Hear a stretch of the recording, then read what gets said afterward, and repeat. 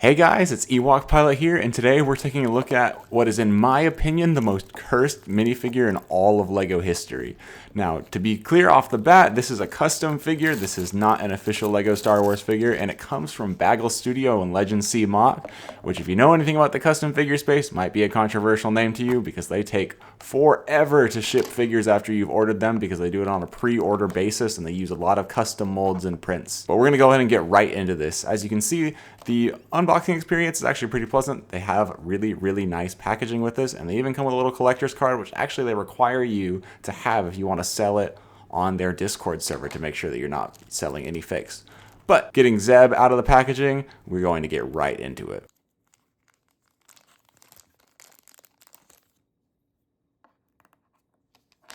Me personally, I've just got a few issues with this guy. First of all, and the main thing that is going to be the big detractor to me, is those feet. Oh my gosh, that is way too detailed for a Lego minifigure. I just feel like we are really pushing the limits of what is acceptable when it comes to customs right there. That is, I mean, for me, really, that is what makes this guy so cursed. But there is more to this figure than that. As you can see, he's got a really neat bow staff. That's pretty cool. Unfortunately, it only came with the staff. It did not come with a rifle mode. Now, if you bought it, you did know that that was going to be the case. But I just think it's a little weird that they only come with the staff mode whenever this thing's main feature is it converts between a staff and a rifle. Those little electro pieces are actually removable, but I don't really see much of a point in doing that. I feel like if you're going to display, you're always going to display it like that. Now that we've got Zeb out of the way, we can just get into the things that make Zeb Zeb.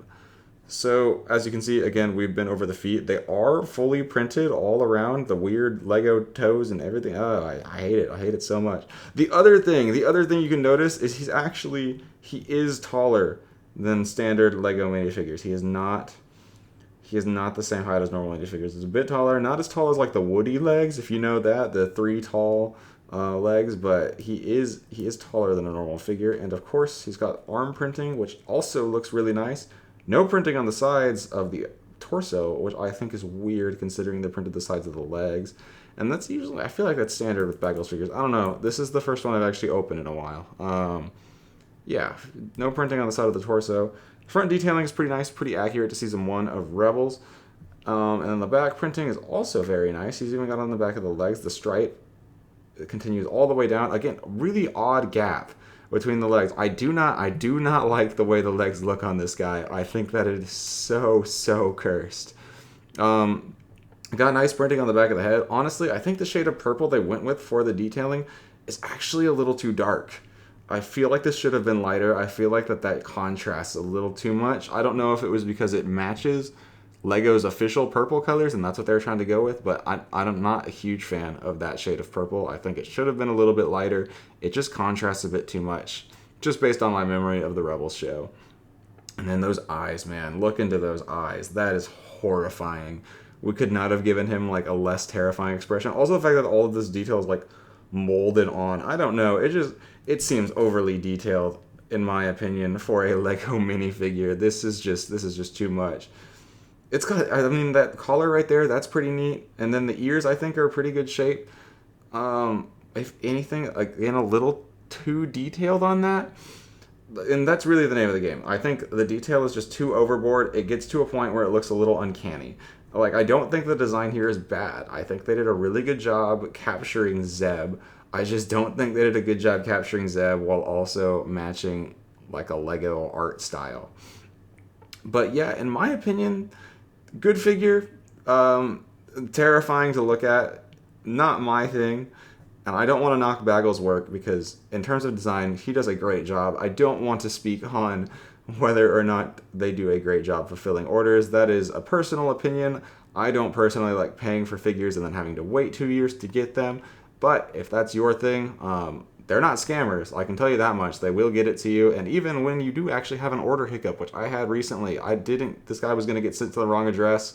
It actually did get sent to the wrong address, and I thought I was never going to get it. And then they actually worked with me to get me some extra copies, or an extra copy sent over to me, to make up for the fact that I paid for it and then never received it. So I do appreciate them on that. They are doing good on the customer service front. But yeah, guys, in my opinion, this is the most cursed LEGO minifigure for several different reasons. If you agree with me, feel free to leave that in the comments down below. And if you want to buy this guy off of me, because I am not keeping this nightmare fuel in my house. I'm going to have it available for sale on the Baggles Discord if you want to check that out, if this was something you're interested in adding to your collection. I've got more videos in the pipeline. I am going to be creating more videos. Don't you worry, guys. I'm here to stay. And I will see you all in the next one. Goodbye.